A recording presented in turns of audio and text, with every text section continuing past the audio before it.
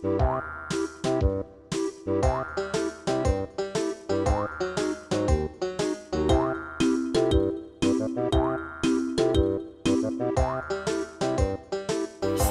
vaikai! Va, susitikau naują draugą.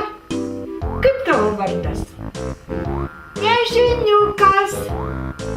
Ir su Nežiniuku kartu mudu pasieksim pasaką. Knyga yra tokia graži Nežiniuko ir jo draugų nuotykiai. Pirmas skyrius. Trumpuliai iš Gilių miestelio. Viename pasakų mieste gyveno trumpuliai. Trumpuliais juos vadino todėl, kad jie buvo visai labai mažyčiai. Kiekvienas trumpulis buvo ūgiu sulig agurku. Jų mieste buvo labai gražu. Aplink kiekvieną namą augo gėlės. Saulutės, ramunės, pienės. Tenai net gatvės buvo vadinamos gėlių vardais. Varpelių gatvė, Rugiagėlių bulvaras. O pats miestas buvo vadinamas Gėlių miestu. Jis stovėjo ant upelio kranto. Ta upelį trumpuliai vadino agurkinė upė, nes jo pakrantėje augo daug agurkų. Už upės buvo miškas. Trumpuliai darydavosi iš daržo tošies valteles, persikeldavo per upę ir eidavo į mišką uogauti, grybauti, riešutauti.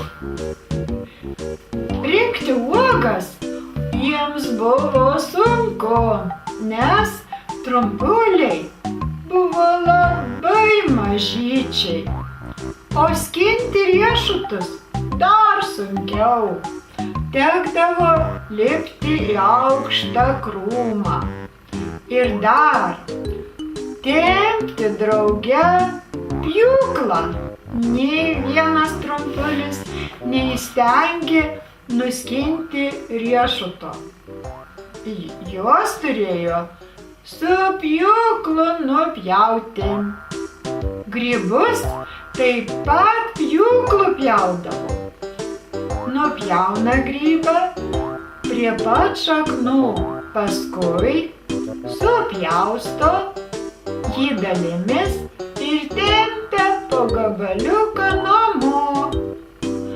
Trumpuliai buvo nevienodi.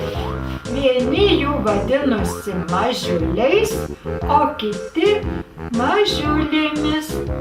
Mažiuliai visada nešiojo plačias kelnes arba trumpas kelnytes, o mažiulės patikdavo drabužėliai iš margos ryškios medžiagos.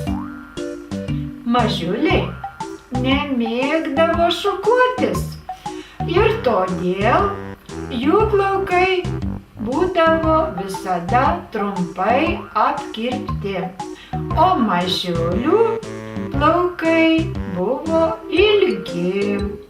Joms labai patikdavo puošnios šukuosenos.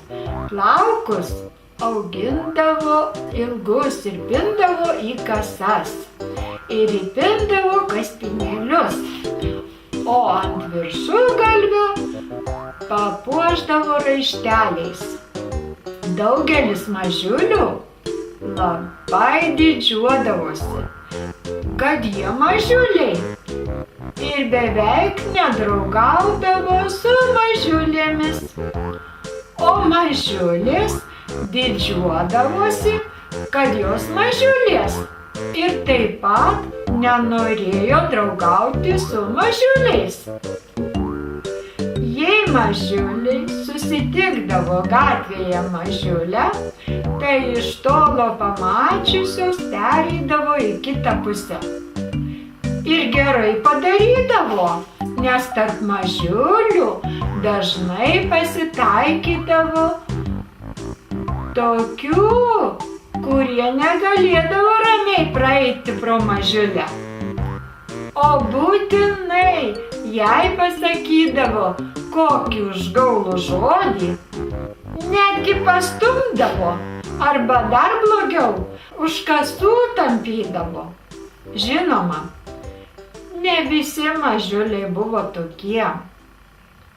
Bet juk nebuvo ant kaktos parašyta, kad traskoks. Todėl Mažiulis manydavo, jog geriau iš anksto pereiti į kitą gatvės pusę ir nesusitikti. Už tai daugelis Mažiulių vadindavo Mažiules įsivaizduolėmis. Net sugalvojo tokį žodį. O daugelis Mažiulių vadindavo Mažiulius peštukais ir kitaip užgauliai pravardžiuodavo. Kai kurie skaitytojai tuojau pasakys, jog visa tai turbūt prasimanyta, kad gyvenime tokių Mažiulių nėra. Bet niekas ir nesako, kad jų tikrovėje būna. Tikrovėje būna vienaip, o pasakose kas kita. Pasakų mieste visai būna. Viename Varpelių gatvės name gyveno 16 Mažiulių trumpulių.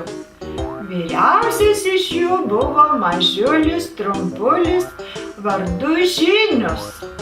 Jį praminė Žiniu už tai, kad jis labai daug žinojo. O žinojo daug todėl, kad skaitė įvairias knygas. Tos knygos gulėjo ant stalo ir po stalu, ant lovos ir po lovą. Jo kambaryje nebuvo tokios vietos, kur nebūtų knygų. Skaitydamas knygas, Žinius tapo labai protingas. Todėl visi jo klausė ir labai mylėjo. Jis visada vilkėdavo juodais drabužiais, o kai atsisėsdavo už stalo, užsidėdavo ant nosies akinius ir imdavo skaityti knygą. Tai būdavo panašus į profesorių. Tame pačiame name gyveno garsus daktaras Piliulis, kuris gydė trumpulius nuo visokių ligų. Jis visada vaikščiodavo su baltu apsiaustu, o ant galvos nešiodavo baltą kepuraitę su kuteliu. Ten pat gyveno įžymus mechanikas Straiktelis su savo padėjėju Varžteliu. Gyveno Cukrus Cukraitis Siurbutis, kuris buvo pagarsėjęs tuo, kad labai mėgo siurbti gazuotą vandenį su sirupu. Jis buvo labai mandagus. Gyveno dar tame namelyje medžiotojas Kulkis. Jis turėjo mažą šunytį Pulkį ir dar turėjo šautuvą, kuris šaudė kamščiais. Ten gyveno dailininkas Tepulis, muzikantas Kanklius ir kiti Mažiuliai. Skurbiukas, Burbulis, Tylenis, Palikutis ir du broliai, Galbutukas ir Turbutukas. Bet visų garsiausias tarp jų buvo Mažiulis vardu Nežiniukas. Jį praminė Nežiniuku už tai, kad jis nieko nežinojo ir nemokėjo. Tas nežiniukas nešiojo violetinę skrybėlę, geltonas kelnes ir raudonus marškinius. Jis iš viso mėgo ryškias spalvas, pasipuošęs kaip papūga. Nežiniukas kiauras dienas slankiojo po miestą, prasimanydamas visokių nebūtų dalykų. Ir visiems pasakodavo. Be to, jis nuolatos skriausdavo mažiules. Todėl mažiulės, pamačiusios iš tolo raudonus nežiniuko marškinius, tuojau sprukdavo į priešingą pusę ir slėpdavosi namelyje. Nežiniukas turėjo draugą Pleputį, kuris gyveno Saulučių gatvėje. Nežiniukas su Plepuliu galėdavo plepėti ištisas valandas. Jie 20 kartų per dieną susipykdavo ir 20 kartų per dieną susitaikydavo. Nežiniukas ypatingai pagarsėjo po vieno atsitikimo. Kartą jis vaikščiojo po miestą ir nuklydo į laukus. Aplinkui nebuvo nė gyvos dvasios. Tuo metu skrido karkvabalis. Jis per aklumą užlėkė ant nežiniuko ir sudavė jam per pakaušį. Nežiniukas kūlversčiais nusirito, o karkvabalis tuo tarpu nulėkė ir dingo. Nežiniukas pašoko, ėmė dairytis į šalis ir žvalgytis, kas jam sudavė. Bet aplinkui nieko nebuvo. Kas ir man sudavė? Galvojo nežiniukas. Galbūt iš viršaus kas nukrito. Jis užvertė galvą ir pažiūrėjo į viršų. Bet viršuje taip pat nieko nebuvo. Tik tai saulė skaisčiai spindėjo viršum nežiniuko galvos.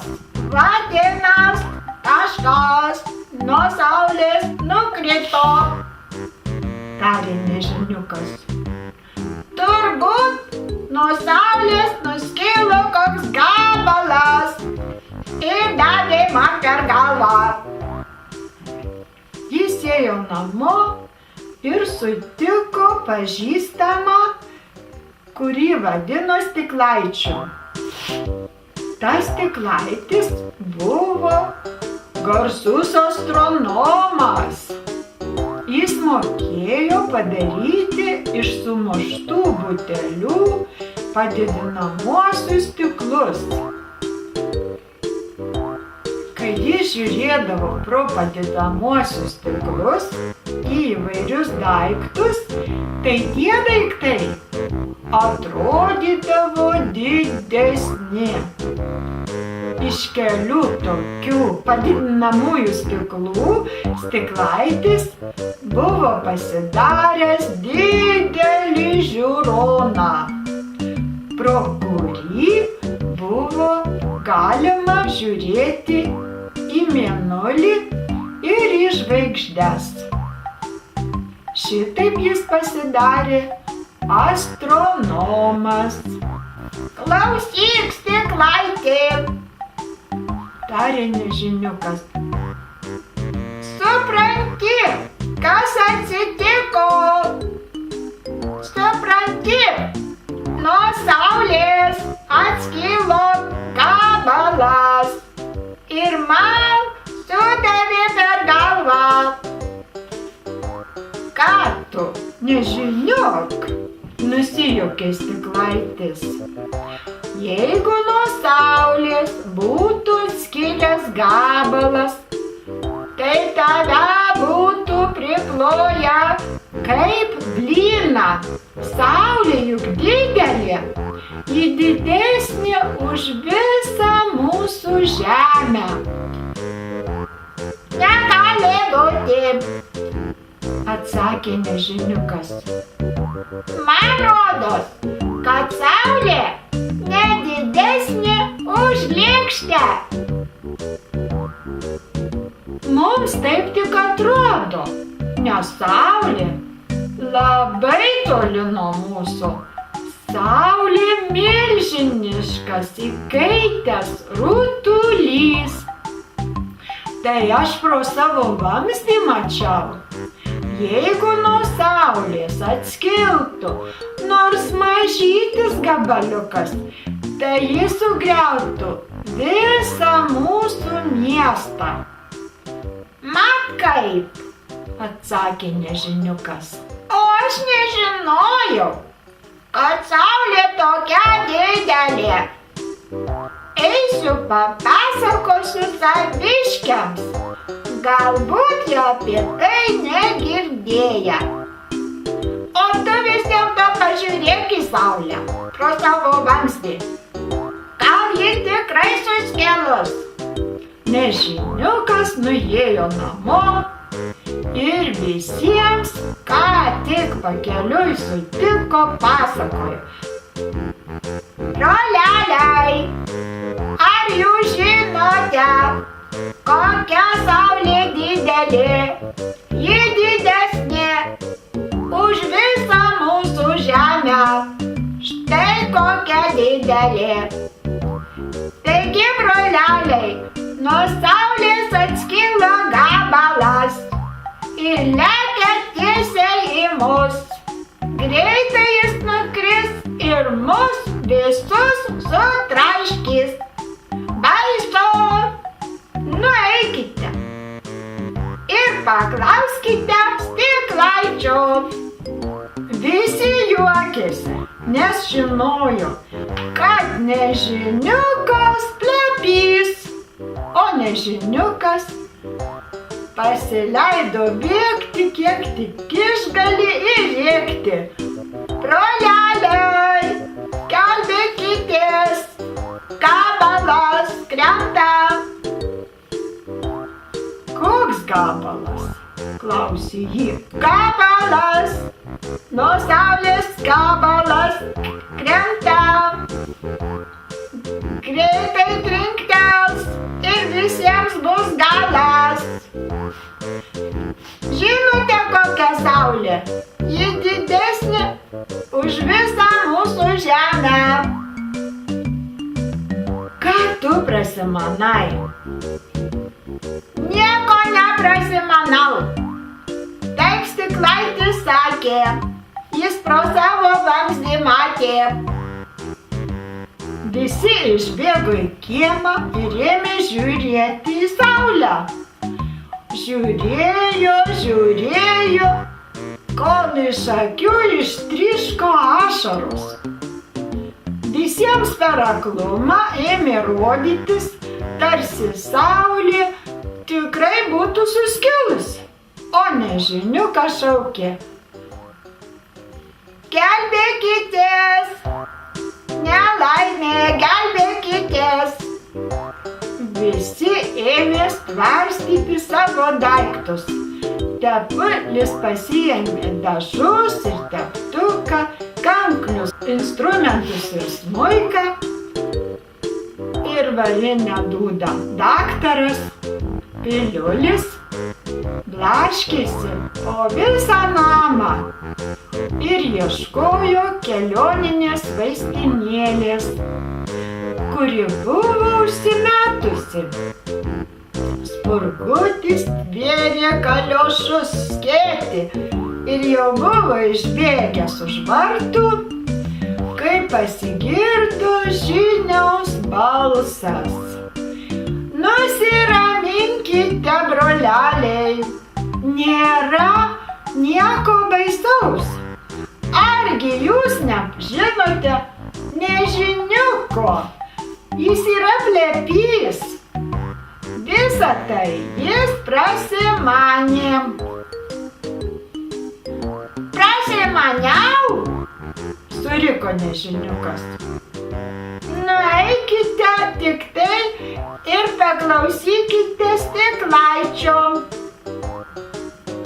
Visi nubėgo pas stiklaitį ir tada paaiškėjo, kad nežiniukas tikrai viską prasimanė. Na ir buvo čia juoko. Visi juokėsi iš nežiniuko ir sakė: stebimės, kaip mes tavimi patikėjom. Lyg aš nesistebėčiau, sakė nežiniukas. Juk ir aš pats patikėjau. Štai koks keistuolis buvo tas nežiniukas.